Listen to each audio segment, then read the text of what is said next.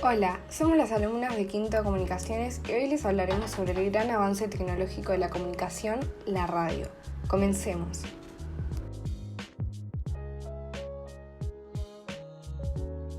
La historia de la radio comprende al menos un siglo de innovación científica y tecnológica, a cargo de algunas de las más privilegiadas mentes de la física, la ingeniería y las ciencias aplicadas. Comienza a finales del siglo XIX y culmina con la radio digital de finales del siglo XX.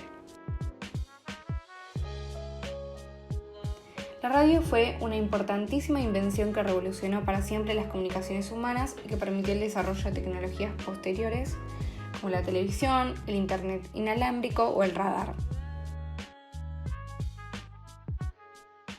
En la previa a la implantación de la radio como medio de comunicación masivo, convivían en el aire tres tipos de usos de esta tecnología: la experimentación con música y noticias de los radioaficionados, los mensajes militares producidos por los estados y la comunicación marítima. El final de la guerra permitió la ebullición artística, informativa y social de la radio. Se usó para propaganda y relato durante la Primera Guerra Mundial. Sembró el germen de la radiodifusión. La historia de la radio comprende los diversos descubrimientos, hallazgos e invenciones que permitieron el surgimiento de la radiodifusión y de los aparatos de radio en sus diversas versiones, para lo cual fue clave el descubrimiento de la transmisión de las ondas electromagnéticas. En 1865, el físico escocés James Clerk Maxwell formuló la teoría clásica del electromagnetismo, deduciendo así que la luz está hecha de campos electrónicos y magnéticos que se propagan por el espacio. Dada esta teoría, Heinrich Hertz las puso a prueba en 1888, creando artificialmente ondas electromagnéticas, las cuales tenían características similares a la luz y podían también reflejarse, desviarse, polarizarse, etc., ya que se trataba de variaciones electromagnéticas del mismo espectro. El italiano Guglielmo Marconi produjo el primer aparato receptor de ondas hertzianas en 1896. La primera transmisión de radio a lo largo de grandes distancias la llevó a cabo el mismo Marconi en 1899, a lo largo del Canal de la Mancha entre Dover, Inglaterra, y Boulogne, Francia, una distancia de 48 kilómetros. Así queda demostrada la capacidad de este nuevo invento que la gente llamaba el telégrafo sin hilos. Luego se produjo la primera transmisión en Norteamérica, en la Nochebuena de 1906. Las transmisiones comerciales regulares y para entretenimiento de la población comenzaron en 1920. Una de las primeras tuvo lugar en Buenos Aires, Argentina. Más adelante hablaremos más sobre eso. El primer aparato de radio de la historia fue la radio galena, inventada en 1910 por los estadounidenses Henry Dunwoody y Greenleaf Whittier. Era un aparato portátil de unos 10 kilogramos de peso, fabricado a partir del cristal de sulfuro de plomo conocido como galena.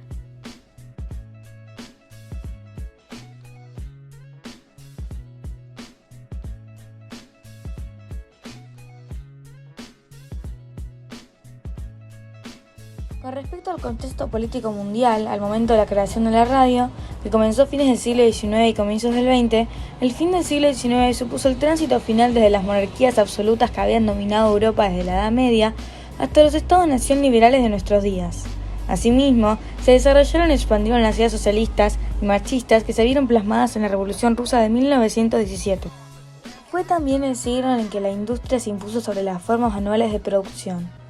Fue un periodo de progreso científico, filosófico y de derechos y libertades, pero también de continuo conflicto en Europa entre clases sociales, naciones y estados.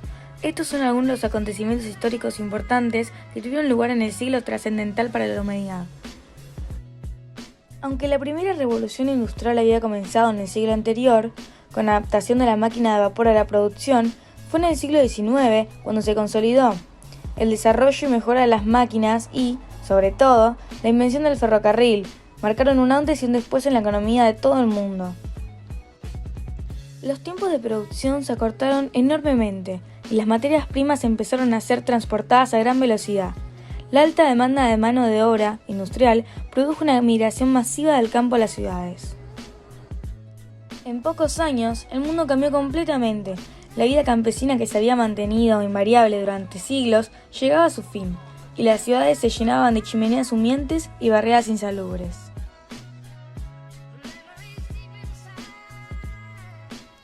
Hablemos ahora sobre el contexto político del lugar donde se creó la radio, es decir, Inglaterra. Inglaterra se encuentra en la tercera etapa de la época victoriana. Esta expresión se usa comúnmente para referirse al extenso reinado de Victoria, del 20 de junio de 1837 al 22 de enero de 1901, el llamado victorianismo tardío. Allí se agudizan los problemas con Irlanda y las colonias al mismo tiempo que se radicaliza el movimiento obrero y sindical. Los estamentos sociales en la época victoriana están claramente diferenciados. Aunque la nobleza aún se mantenía en la cúspide social, la revolución industrial había cambiado la estructura del resto de la sociedad. Así, tras la mencionada nobleza, se encontraba la alta burguesía, la clase media, los obreros y trabajadores. Los nobles, muy vinculados a las grandes propiedades rurales, no desaparecieron, pero perdieron influencia por el surgimiento de la alta burguesía. Esta estaba en un principio por comerciantes, pero la industrialización había unido también a los propietarios de las fábricas. Poco a poco se convirtieron en los que manejaban la economía y por lo tanto buena parte de la política. Fue una época de gran esplendor en la isla hasta la Primera Guerra Mundial, cuando no pudo defender su reinado ante alrededor del 25% de la población mundial.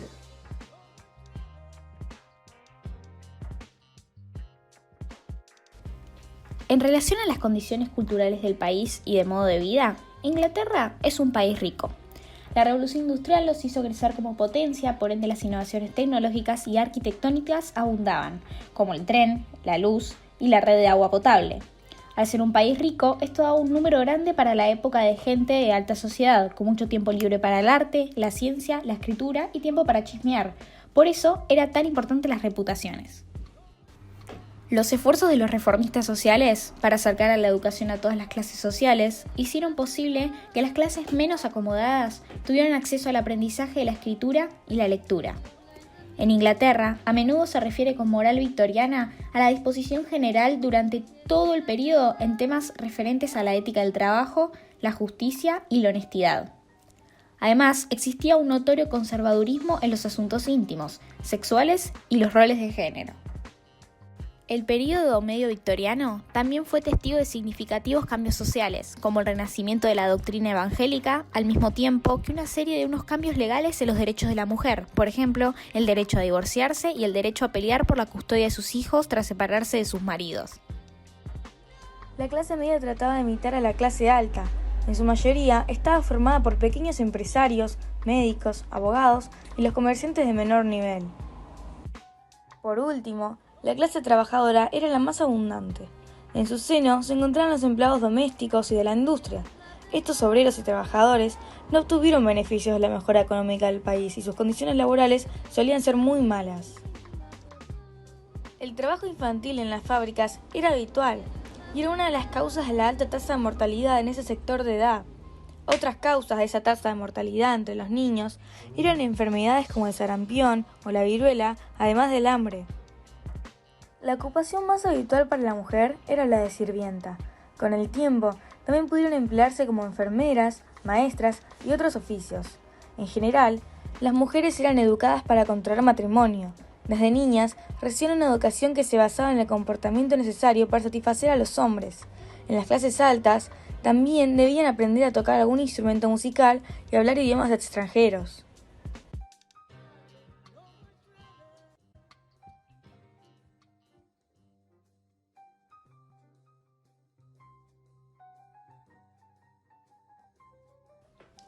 Hubieron grandes cambios culturales y en el modo de vida tras este gran avance tecnológico. El pasaje de la edad de oro de la radio, la aparición de la frecuencia modulada FM, su explotación y el nuevo rol de la radio, más informativo y de acompañamiento, tuvo nuevas modificaciones con los cambios políticos y económicos que se dieron a nivel mundial a partir de la llegada del neoliberalismo. La industria de los medios de comunicación y de la cultura en general asistió a un doble proceso de concentración e internacionalización de la propiedad. Con la entrada del nuevo milenio, esta fase se disparó a velocidad de las novedades convergentes producidas por la masificación e instalación de Internet, como la plataforma de circulación, producción, creación y consumo de información y cultura. La radio como industria cultural no fue inmune a estos procesos. En 1916 se inauguró la primera emisora en Nueva York. Durante esa década, las transmisiones de radio se consolidaron en Estados Unidos, Francia y el Reino Unido. Pronto, otros países de todo el mundo se unieron a la moda de la radio. Entre 1920 y 1930, muchos hogares en países occidentales tenían radio. Durante esos años, la radio se convirtió en la principal fuente de información para la población. Los programas difundían información y conocimiento, a la vez que debatían sobre asuntos políticos y sociales. Las personas se enteraban de las noticias con una rapidez que nunca antes se había visto, sin necesidad de saber leer o de tener acceso a los diarios escritos. Esta inmediatez a la hora de transmitir informaciones hizo que la radio jugara un papel crucial durante la Segunda Guerra Mundial. A diferencia de la Primera Guerra Mundial, ahora la gente podía seguir el desarrollo del conflicto casi en tiempo real. Pero esto también tenía una parte negativa, porque podía influir en el estado de ánimo de la población.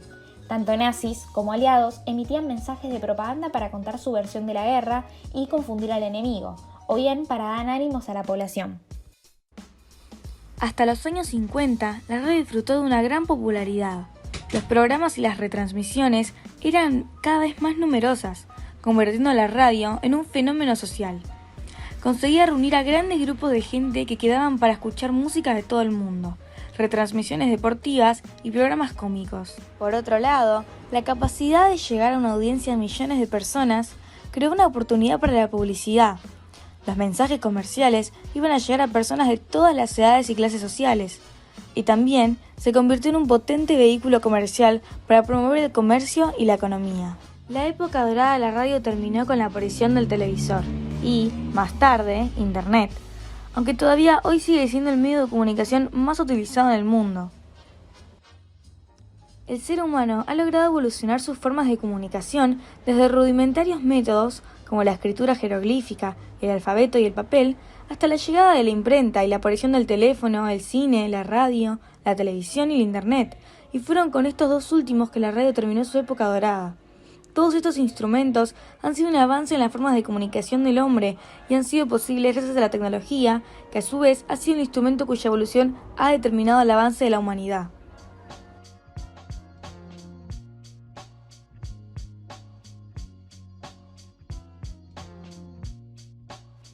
Señoras y señores, la Sociedad Radio Argentina les presenta hoy el Festival Sacro de Ricardo Wagner, Parsifal, con la actuación del tenor Maestri, el barítono Aldo Rossi Morelli y la soprano argentina Sara César, todos con la orquesta del Teatro Costanzi de Roma, dirigida por el maestro Felix von Weingarten.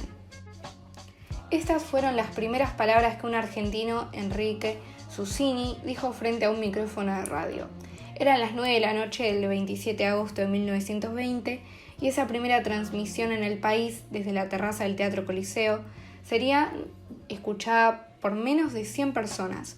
Marcaría un hito en la historia de la radiofonía mundial y cambiaría para siempre la vida cotidiana de los argentinos. Enrique Susini, César Guerrico, Luis Romero Carranza y Miguel Mujica, quienes ese día fueron conocidos como los locos de la azotea, eran 4 jóvenes del mundo de la medicina. El médico Susini, quien entonces tenía 25 años, y los otros 3 estudiantes de la Universidad de Buenos Aires. Mujica de 18, Guerrico y Romero Carranza de 22. Además de la carrera que habían escogido, los unía otra pasión. Eran radioaficionados entusiastas y creativos que soñaban con una radiofonía al servicio de la cultura. En ese momento no imaginaban que ese medio iba a transformarse en un verdadero fenómeno de masas. El hito que se consolidó con aquella transmisión del 27 de agosto había comenzado a gestarse una década atrás. La Argentina celebraba 100 años de la Revolución de Mayo, cuando el italiano Guillermo Marconi, inventor del telégrafo sin hilos, llegó a Buenos Aires para continuar sus investigaciones en la materia. Desarrolló en nuestras tierras varias pruebas de transmisión, utilizando un barrilete con el que se remontaba a una antena. Así, consiguió tomar contacto con Irlanda y Canadá. Fueron aquellas pruebas las que encendieron la chispa de los locos de la azotea. Los jóvenes quedaron obnubilados por el proyecto y lo que podían lograr los avances de Marconi. Desde ese momento, no cesarían de trabajar hasta lograr una transmisión radial. Los 4 siguieron con atención y pasión toda información referida a los principios de Hertz, Brown o Marconi. Ni el comienzo de la Primera Guerra Mundial pudo detenerlos cuando el desarrollo de la radio se convirtió en un proyecto secreto. Por el contrario, aprovecharon la oportunidad. Bueno, gracias por ver nuestra presentación y esperamos que hayan aprendido sobre este gran avance tecnológico y que lo hayan disfrutado.